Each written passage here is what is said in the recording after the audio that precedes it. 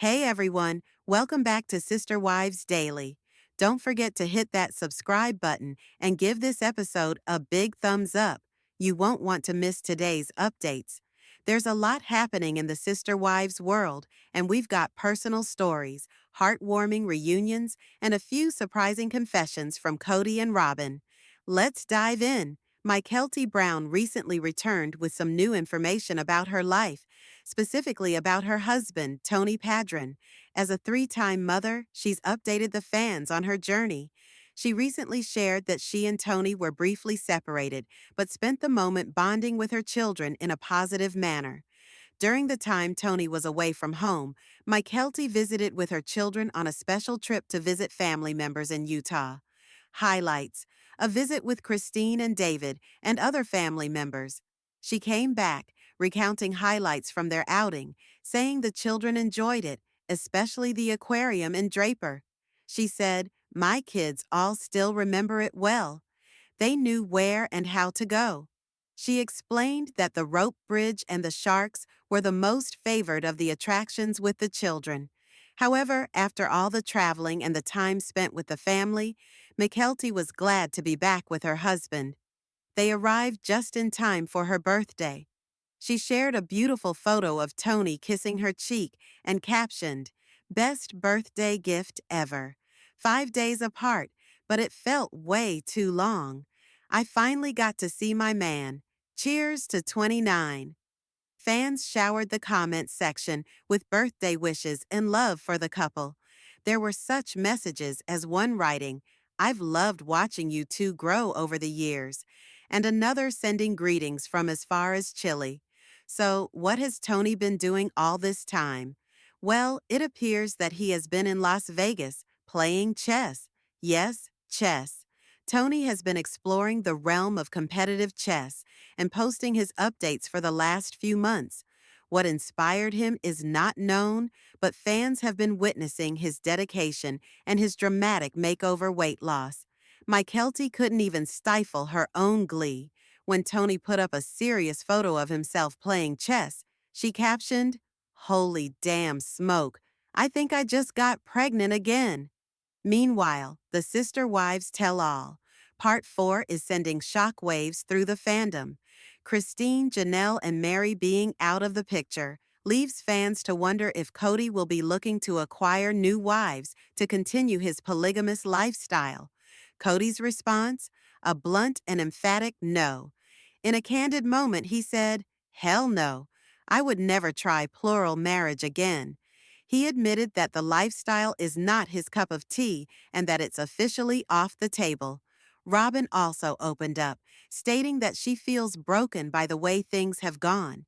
She confessed that the possibility of having a new sister wife now is extremely difficult to even contemplate. She even went so far as to say that she's wondering if she even believes in polygamy anymore. Kody also wasn't afraid to express his frustrations. He detailed how he wants his ex-wives to shut up about him and leave him alone. He accused Janelle of hiding information regarding Coyote Pass and not financially assisting Robyn's children, despite Robyn contributing so much to the family when she joined it. With all these revelations, sobbing moments, and drastic changes, it's clear the Sister Wives story is transforming in ways fans never expected. Thanks a million for watching. If you enjoyed this update, give it a thumbs up, comment below, and don't forget to subscribe to Sister Wives Daily for all the updates. Keep watching. This family story is far from over. There's already drama unfolding in the Sister Wives world, and Robyn Brown is once again squarely at the center of it all. In a vulnerable moment, Robyn opened up about her fears and reservations regarding polygamy. She clarified that while she's not closing the door on plural marriage completely, she'd need to see a very special kind of reassurance, a message from God Himself, in order to ever attempt it again. She was straightforward. "I don't have that promise, and Kody doesn't desire it anymore." She choked as she admitted that the idea of more sister wives frightens her now. It is quite the contrast to the woman we once knew, embracing plural family living. Her honesty opened up new inquiries. Is Robyn done with polygamy for good? But wait, there's more. In the latest Tell All special, Robyn addressed a much pettier, yet oddly symbolic scandal: the baggage rack. That's right, the ill-famous luggage holder that turned into a hot-button topic among the wives. After Kody used it on long trips, it was equated with selfishness and special treatment within the family. Robyn copped to taking the rack, unaware of the bitterness that it brought. But fans don't believe her for 1 second. Some people think she did know what it meant to the other wives, and that her reaction might be hiding not-so-subtle shade thrown at Kody's exes. Meanwhile, there's another story that quietly unfolded. A story of bittersweet moments, emotional resilience, and the selfless nature of motherhood. One mother, already juggling the pressures of life in a high-profile reality family, recently spoke out about what it was like to single parent for a few days while her partner was away. With 3 rambunctious kids and a heart full of love, she turned those days into treasured memories. As much as the stress of single parenting, if only briefly, was real, she used the time to reconnect with her roots. She packed up the kids and headed to Utah, where they visited her mother and stepfather. In the warmth of family, amidst familiarity and love, her children thrived, laughing, connecting, and discovering their grandmother's warm home. One of the absolute highlights was a much-anticipated visit to a well-loved aquatic center, a destination filled with nostalgia and happiness. The kids remembered every turn. They dashed confidently across rope bridges and stared wide-eyed at the shark exhibit. Their mom watched, heart full, as the old memories were relived and the new ones happened. But amidst the joy, there was a noticeable void. Her partner, her love, her partner, her rock, wasn't there. She did each diaper change, each tantrum, and each bedtime story on her own. As gracefully as she coped, her heart longed for his return. Each night she silently counted the moments until he'd walk through the door again. And then, finally, he did, on her birthday. Already a sentimental day, it was made unforgettable. As he walked in, he wrapped her in a hug that said volumes words couldn't. He had been in Nevada, honing his skill at a competitive strategy gaming tournament, but now he was home. She later shared the moment in a video clip, a kiss from the man she had missed so terribly. For her, that kiss was not sweet by itself. That kiss was assurance that their life, their rhythm, their love was back on track. She smiled and said simply, "The best birthday gift I could ask for." She recently posted a simple photo, but behind its casual setting was a moment full of emotion. Dressed in comfy clothes and radiating joy, she and her partner smiled wide, as if no time had passed. But her caption told a deeper story. Just 5 days apart had felt like an eternity in their busy, chaotic lives. It wasn't the length of time, but the emotional weight of his absence that struck her. Viewers who followed this couple since the early days know how far they've come, from uncertainty and public judgment to a strong, stable partnership built on trust. Their journey has touched fans across the globe. The comments on her post came pouring in, including heartwarming messages from followers as far as South America, proof that their love story has truly resonated worldwide. While she often takes center stage in the public eye, her partner has slowly carved out his own quiet but impressive identity. Once recognized for his quirky personality and laid-back vibe, he's undergone a transformation that has taken many by surprise. Over the past several months, he's been diving deep into the world of strategy games, especially chess. What started as a curious hobby has evolved into something much more, a true passion.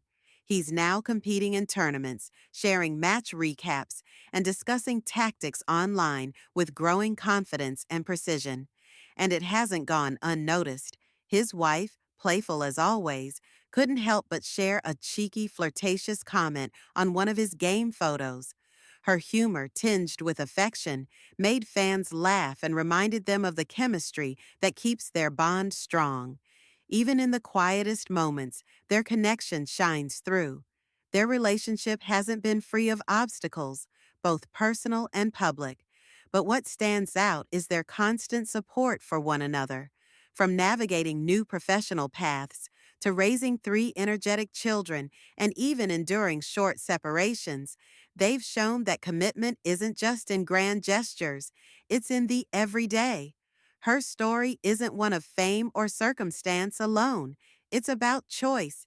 She's choosing to build a life that's authentic and meaningful, not just for herself, but for her children. She's spoken openly about the challenges of motherhood, especially when her partner is away pursuing his interests. And yet, there's no resentment, only gratitude. She values his growth as much as he supports hers. As she enters a new year, her message is clear. Love doesn't always roar. Sometimes it whispers through shared glances, small reunions, and the laughter of children spotting a shark in an aquarium. Meanwhile, on a very different front, a major shift is underway. The man once seen as the face of a large, unconventional family, Kody Brown, has finally spoken words many never thought they'd hear. In a deeply emotional confessional, Kody and his remaining partner, Robyn, opened up about the true state of their relationship and their future. For the first time, they acknowledged that the dream of a plural family has ended, not just in practice, but in belief. This moment hit home for longtime viewers who've watched the painful unraveling of what was once shown as a unified, spiritual, and cooperative lifestyle. The fantasy of many wives, one family, one vision. It's over. And now, they're left to grapple with what remains. But perhaps that's where the real story begins. In the aftermath, in the raw honesty, in the quiet rebuilding. Because whether it's in the sparkle of new love or the ashes of a broken dream, one thing is clear. Real life doesn't follow a script, and neither does real love. There was a time when his responsibilities as a father were shared across several households, his presence split among wives, children, and the dream of a harmonious plural family. But those days are clearly behind him now. What once looked like a carefully balanced life of shared faith and partnership has dissolved into a more intimate and sobering reality, a relationship between two people still carrying the emotional weight of a very public collapse. After seasons of speculation and silence, they've now spoken openly. The dream of plural marriage is over. Following these revelations, many wondered if he might try again, with new partners, perhaps as a way to breathe life back into the family's reality show. But his response left no room for doubt. With rare decisiveness, he declared that the chapter of his life devoted to plural relationships is not just on pause, it's finished. The toll was too great. The emotional strain, the public judgment, and the unraveling of trust. You could hear the finality in his voice, but also something softer. Regret. It failed. It broke all of us, and I won't go back there again. His partner, once a believer in the same vision, echoed his words with quiet heartbreak. She admitted that she used to have room in her heart for more, to welcome new wives, new dynamics, new hope. But now that space has been filled with anxiety, exhaustion, and disillusionment. The idea of starting over doesn't excite her anymore. It scares her. She said, almost whispering, that she would need to hear directly from God to ever reconsider. Not advice, not encouragement, but a divine confirmation, something she hasn't felt in a very long time. The door to plural marriage isn't locked, but it's barely cracked open. Their confessions marked a turning point, not just for them as a couple, but for the entire belief system that once held their family together. For years, they projected an image of unity, even as cracks quietly formed beneath the surface. Eventually, those fractures became too big to hide. As blame swirls about who's most responsible for the collapse, one thing is clear: everyone paid a price. During the confessional, he finally gave voice to long held frustrations. What once felt like a powerful team effort had, in his words, devolved into isolation and mistrust. He described feeling attacked for expressing love toward the woman he now shares his life with exclusively, saying the criticism felt rooted in resentment or jealousy. He didn't hold back. Referencing old financial disputes and property issues, he implied that not everyone had contributed equally to the care of all the children. He suggested that his current partner made sacrifices others were unwilling to make, a claim that struck a nerve with longtime viewers. Some saw this as him dodging responsibility, redirecting blame. Others believed these were truths long overdue. One oddly symbolic moment during the broadcast involved something seemingly trivial: a baggage rack. It turns out that on shared family trips, his current wife had quietly claimed it for herself. What may have seemed like a harmless choice took on a deeper meaning. For others in the family, it felt like a small but blatant assertion of power, a sign of favoritism and inequality that had been quietly building for years. That it came up during such a serious conversation showed just how much the smallest gestures can carry weight in a fractured family dynamic. Whether she truly understood the significance or was oblivious to it, the impact was felt. For many viewers, that simple baggage rack became more than just a household item.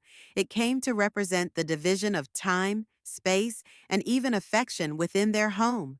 It symbolized the imbalance that had quietly settled in long before words were spoken. Yet, despite all that's been said and done, both of them seem to be seeking peace. He's made it clear he wants everyone involved to let go of old wounds and give time a chance to heal. His focus now is on building something solid, emotionally safe and grounded, with the one person who has remained by his side. Walking away from plural marriage wasn't just a personal decision, it was symbolic. It marked the end of a chapter not just for them, but perhaps for the entire story that captivated viewers for over a decade. Instead of expanding outward, bringing new people or dynamics into their lives, they've turned inward. They're working on what's left, letting go of what once was, and committing to a life of simplicity, stability, and monogamy. This isn't a happy ever after story, nor is it a tragedy. It's a moment of raw truth, the kind that strips away illusion and forces realignment. With open honesty, they've shown the emotional cost of living unconventionally and the pain that can come when it all begins to unravel in the public eye. As their story winds down, one lesson stands out: people grow, dreams shift, and sometimes the bravest thing you can do is admit that the life you chose no longer fits. There's grief in that honesty, but there's also hope. Hope for healing. Hope for something quieter, but maybe more genuine. Thank you so much for watching. If you want more daily updates and thoughtful breakdowns like this one, don't forget to like, subscribe, and turn on your notifications. I'll see you in the next video.